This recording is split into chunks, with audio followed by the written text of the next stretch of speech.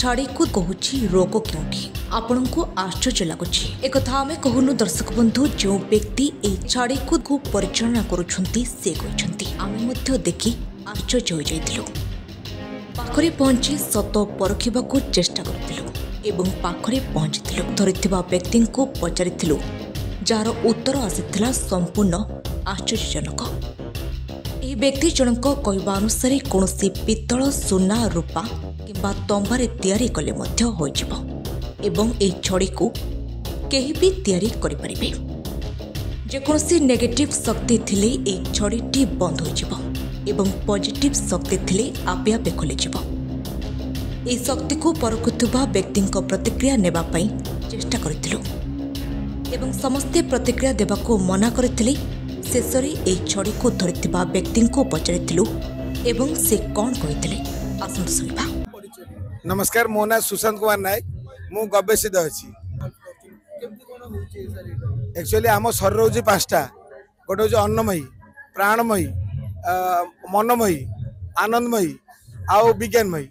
हेले एबे आमे देखुदलु ता प्राण रे कोन समस्या अछि। जदि प्राण रे तार समस्या अछि तान तमे केते कोन ठीक कले ठीक होबनी, सेते प्रथम प्राण रे ठीक करथुलु। आमे एबेला रड रखिजु जे कोन सारे तंबादार जे भी नै से कर परिबो। ए तंबादार को धरिबो जो देखिला खोली गला ताम जाने जे ईश्वर शक्ति अछि।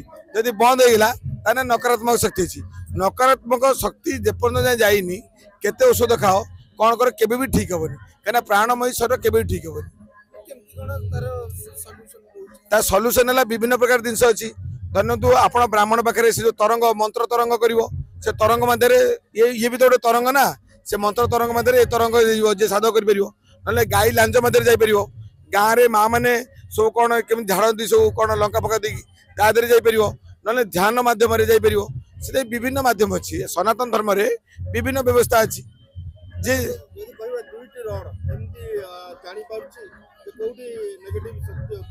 एटा हूँ गोटे इलेक्ट्रोमैग्नेटिक फील्ड आपको कहती जहाँ बेले तरंगमय दुनिया संसार हूँ तरंगमय। ये तरंग सब जिन माने परिचालना हो तो जो फ्रिक्वेंसी तरंग माने फ्रिक्वेंसी ये रड धरदब माने तंबा हो कि रूपा हो सुना हो से माने आर्थिक हिसाब से धरदे इलेक्ट्रोमैग्नेटिक फील्ड को धरदेले तापर आपण तक मंत्र माध्यम रे जेमि हो तक तुटेबे हो। अच्छा ये रड खाली मनुष्य रोग निरीक्षण करि परिबो ना आ किछि अलगा करि परिवार सक्षम अछि। ये संसार होची तरंगमय।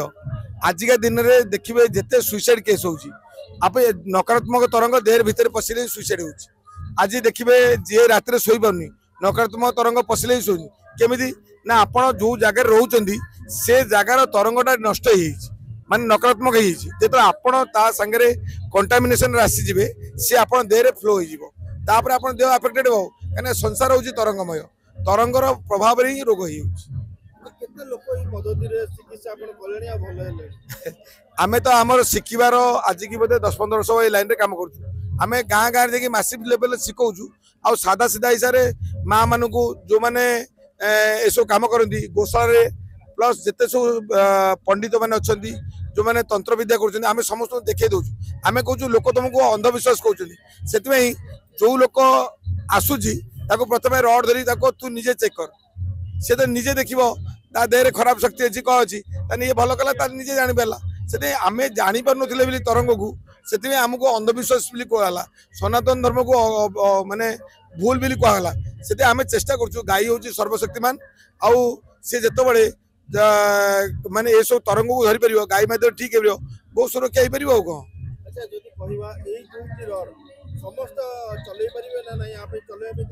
छोट पिला मु देखुली थे गोटे 6 वर्षर पिला से घरे बसिकी कहीदे मो सांग देह खराब माने मुझे केमी जानलु से ना मु भावीदे कहीदे तो आजिका दिन में आम आपको भी चिन्ह पार्लुन केमी कम कर जी लाइन रे अच्छी से तार करें सिंपल देखुचु जे कौटी नकारात्मक तरंग अच्छी आपरे जी रिसर्च कर जापर कौन।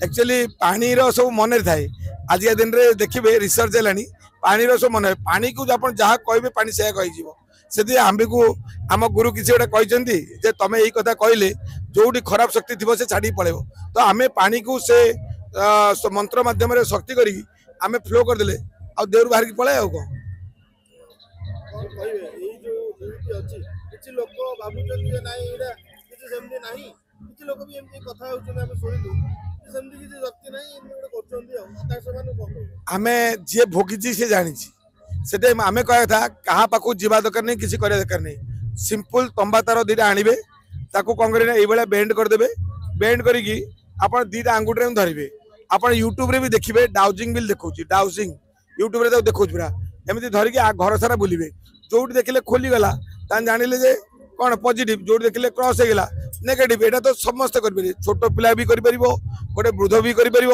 ଗୋଟେ କରିପାରିବ ସେ ମା ମାନଙ୍କୁ ଆମେ ଅନୁରୋଧ କରୁଛୁ ସେମାନେ ଘରେ ଯେମିତି ଝାଡୁ ଖଣ୍ଡେ ରଖୁଛନ୍ତି 2 ଖଣ୍ଡ ତମ୍ବାଦାର ରଖନ୍ତୁ ଆଉ ତାଙ୍କ ଖେଳରେ ଦେଖିଦେଲେ ଆଉ ଦେଖିବେ 100 ରୁ 90 ଭାଗ ରୋଗ ଏଥିରେ ଭଲ ହେଇଯିବ। କଣ କହିବେ କେତେ ସତ୍ୟତା ଭାବି ପାରିବା ଏଇ ଦୁଇଟି ତାର ଯୋଉ କହୁଛି ଯାହା ବି ବୋଲି କହୁଛି କେତେ ସତ୍ୟତା ରହିଛି ବୋଲି ଭାବିପାରିବା?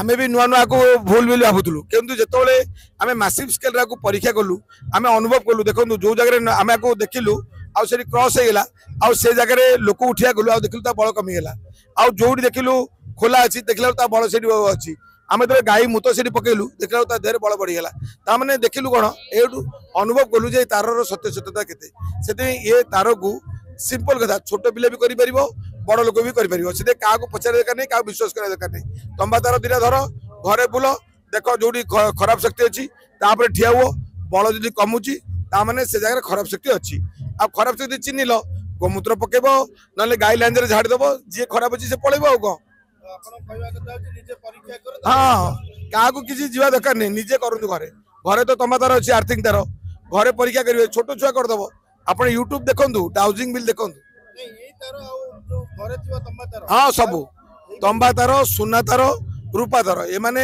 ହାଇଲି ସେନ୍ସିଟିଭ ତ ଇଲେକ୍ଟ୍ରୋ ମ୍ୟାଗ୍ନେଟିକ ଫିଲ୍ଡ ସେଥିପାଇଁ ଏ 3ଟା ଜିନିଷରେ ଆପଣ ଆରାମସେ ଧରିପାରିବେ।